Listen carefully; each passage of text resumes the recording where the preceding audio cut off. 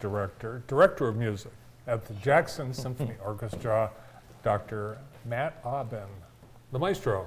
Good morning, gentlemen. Hello, sir. How are you? Big concert this week, and it sounds like this is going to be the event of the year. Well, go big or go home, right?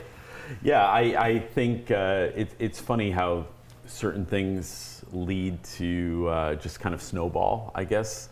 I had this idea last year when I was programming the season to do this piece, Pictures at an Exhibition, which is a pretty famous orchestral piece, and then wanting to think about how we could augment that with other pieces of music that are inspired by the visual arts, and then also thinking about our community and everything. I decided to talk to Phil Curtis and see if he would be interested in both sponsoring the concert, but also having a piece written especially for his uncle's artwork. So Philip Campbell Curtis, a great American artist who was born in Jackson and later lived in Arizona.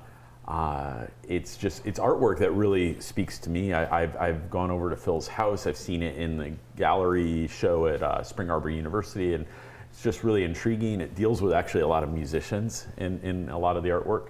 So Phil was on board, and we commissioned Jeremy Crosmer, who's from Ann Arbor, and is a cellist in the Detroit Symphony, a composer that we've worked with before. And he wrote a piece based on one of Philip Campbell Curtis's artwork. So how will it work, Matt? Will the art be on display during the performance? Yeah, so we have different visual things happening throughout the show. And the very first piece of music that we do, the speed painter from Jackson, Evan Struck, is going to come and create a piece of work as we play about a 4-minute long piece. Oh, wow. So, no pressure. Yeah, no pressure. The second piece, we're doing a piece by a black composer named William Grant Still called Mother and Child. It's just a very pretty, almost like a lullaby for strings, about 8 minutes long, and we'll be featuring artwork that School of the Arts students created based on that, inspired by. And then on the third piece, we're doing a violin concerto called Fire and Blood by a Michigan composer named Michael Doherty, and it's inspired by the murals that Diego Rivera and Frida Kahlo did that were basically commemorating the auto industry in Detroit. And so we'll just show that, and then the focus will be on the violinist for that. And I can keep talking if you want. I love it. Yeah. Well, I was going to mention, we mentioned we'll be out and about, won't be able to be there, but student tickets only $5. Right. So, yeah. And this will be a great show to bring your young artists to. Yeah, I think it's the type of experience where if you're a little bit on the fence about classical music, this is not going to be a normal concert. I don't think our concerts are formal and stuffy anyway, but if you have that perception, I think you can shelf that, because This will be a real celebration of all the arts. In addition to the music, we on the second half, you mentioned the piece by Jeremy, and we'll probably display the original piece of artwork on stage so that people can kind of see it. It's called Solo, and it depicts a horn almost kind of growing out of a tree. And so the piece, of course, starts with a French horn solo. And really, I think, captures the essence of the work well. But I think the really neat thing that I didn't even plan originally, it just kind of came about a month or two ago, was that about 10 years ago, there was this film commissioned to go with Pictures at an Exhibition. And it's an animated film that basically depicts all the little tableaus, all the little scenes from the piece. The piece is about 30 minutes long and has these very short movements. And you may have heard them in popular culture, television commercials, movies, things like that. So these folks created this film, and rather than us being coordinated with the film, which is kind of how it normally works, if we were playing the soundtrack to Indiana Jones, that's what we would have to do. In this case, the film actually adapts to the music.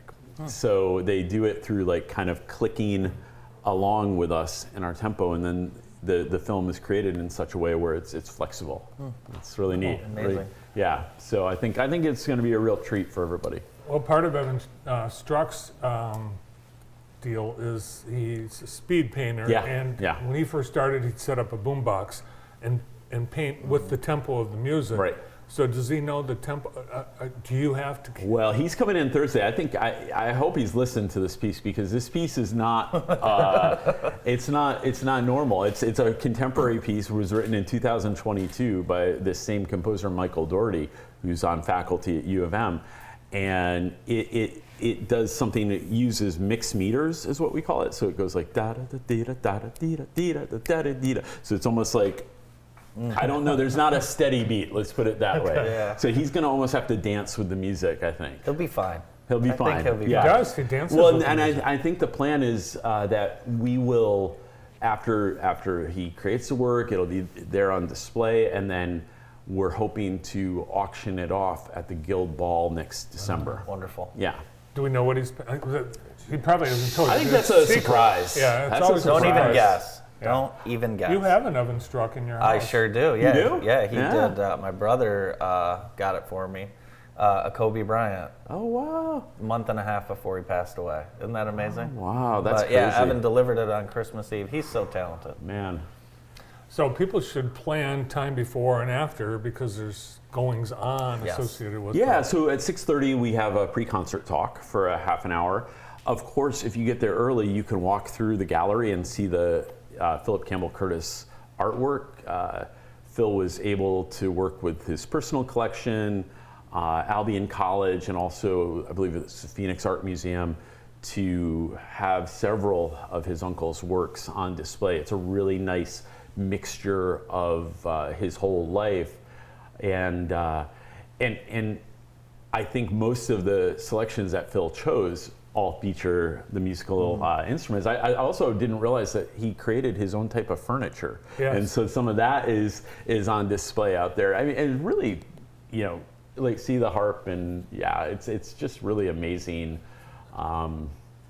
There's Frank Lloyd Wright influence in Yeah. both his art and the furniture. For sure, and I think it's fascinating that he painted to classical music. That's what he did. Phil told me, and somebody was saying maybe Philip Campbell Curtis's mother was an organist or something in Jackson. I don't remember, but there is one painting out there that deals with the organ as a subject, which is neat. Yeah, you want to learn more about Philip C. Curtis, there's several books available. In fact, there's some display copies at the gallery. Yeah. So you can browse through those. And I think you can also order them. But it's a great opportunity to support the arts in just about every way this weekend. Well, and to really highlight local talent, right? You have two Michigan composers, you have two Michigan-based visual artists, the Jackson School of the Arts really want to shine a light on the rich art scene in our community.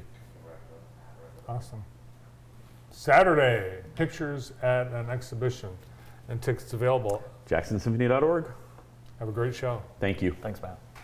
The director of music at the Jackson Symphony Orchestra, Matt Aubin. Morning show continues right after this.